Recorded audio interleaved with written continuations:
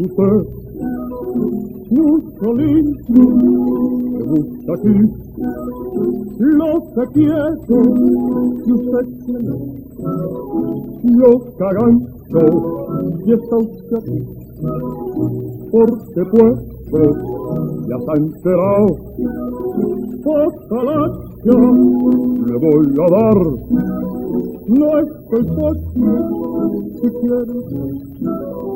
Soy un hacha, también un hombre, más que un oso. Yo soy un hombre de buen talante, de buenos ojos y buen humor. Y solamente pierde el aguante cuando me tocan el pundonor.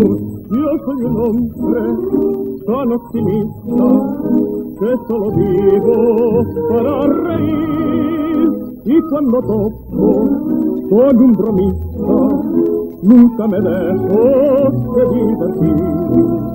Ándese contigo que si ya me metas solas es un poco más difícil que pagarse con las iconas de mi camino es jugar de la nariz y perderlas un horror.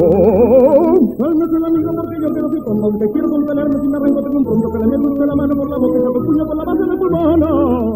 Y eso se va a decir ya para otro sitio donde no tengamos gente que nos pueda separar. Yo soy un caballo que alguna no se rica por mi mano que lo mato si puedo remediar. ¿Quieres venir? No me voy a tener. Este es usted. Usted es un caballo de lana, triviosa, creativo, granudo, charudo, bandido, versoso. Y ahí sí que ya por la vida para que no se da.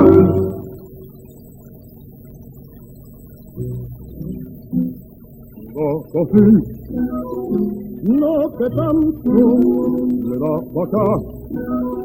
Y se lleva, usted no da, más que mucho, yo sí te doy mis recuerdos.